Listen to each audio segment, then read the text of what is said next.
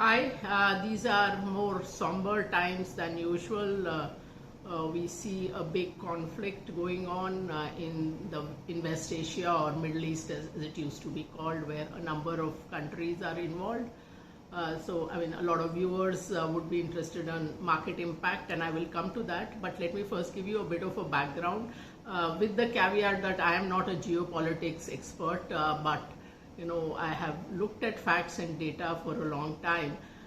First of all, this is something I pointed out in January itself in one of my interviews, was that Iran is not a small country. To give you a sense, it is more than half the area of India. So it's a large country with a large population. And I had said then itself that if you strike Iran, there are going to be consequences. It is not a country you can overpower very easily. They have the arsenal, they have the guard, they probably have more of a stomach to take casualties than the Western nations do. The other thing is the geography of Iran is such, with the mountains on several sides, with salt deserts, as a friend pointed out, which makes on the ground warfare near impossible. So now at least the stated strategy is that we strike from the air and then the Iranian people do a regime change, but it never happens that easily because even if you take out the leadership, and I believe there were 4 levels of contingency plans, that if so and so is no more, then who takes over, and then who takes over for every key position. So first of all, that is there. The other thing is that you have the armed guard, the IRGC, which is going to be still there with their guns, and they were willing to kill tens of thousands of protesters not very long ago. So that has not changed. The other thing which ironically I understood from the Iranian revolution itself, when it happened in the late 70s, I was a child, but I understood that, and which is a lesson I've carried all my life, that saying that anything is better than this never holds. And that's what people wanted a regime change in Iran, and that happened through the revolution, but what they got was probably worse than what it was replacing. So those are the truths of what is happening there.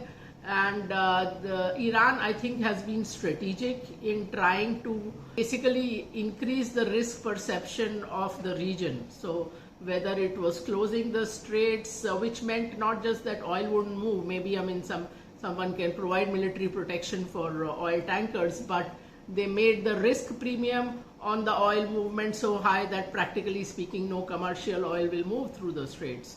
The other is that even trying to make a show of trying to hit some of the major civilian targets in the region.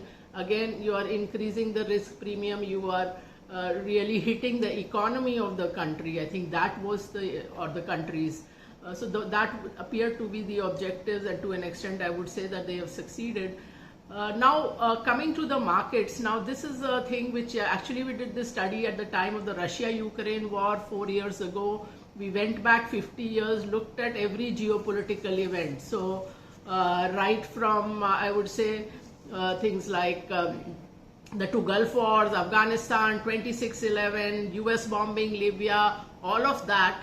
And what we found was that in every single case, it is not a statistical study, it is in every single case, the markets, the stock markets around the world had forgotten about it in 6 months to a year. Yes, there's turmoil around that event, but after 6 months, 1 year, the only markets impacted are the ones directly in the conflict. And normally conflicts last a long time. No conflict gets over in a week.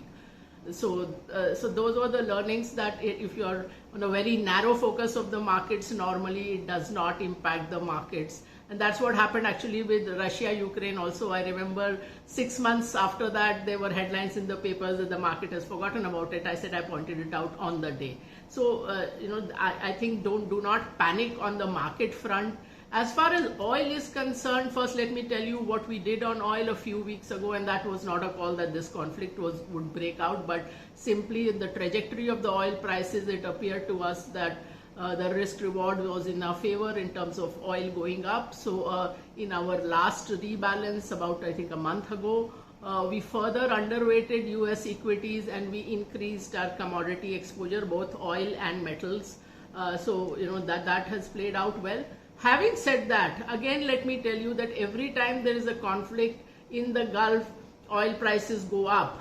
But remember that no one wants the oil flow to stop. This is very important. Whether it's the old ruler, the new ruler, the invader, no one wants the oil flow to eventually stop, because they are there to control the oil. I mean, that's the cash cow. So whether it is, for instance, the ISIS, no one wants the oil flow to be disrupted. So eventually that doesn't happen. But I mean, we are still in very uncertain times, because as I said, the adversary, Iran as an adversary, is no pushover. And what eventually happens in Iran, whether that will be an improvement on the regime they had, is another question mark. But those are humanitarian questions. As I said, on the market side, I do not expect any great lasting impact. Oil was anyway scheduled to go up a bit, and you might see, of course, short term more turmoil in oil, but eventually it will settle down to a more normal, maybe still an upward trajectory. As I said, that was our call even before any of this started. And so I hope this gave you some perspective.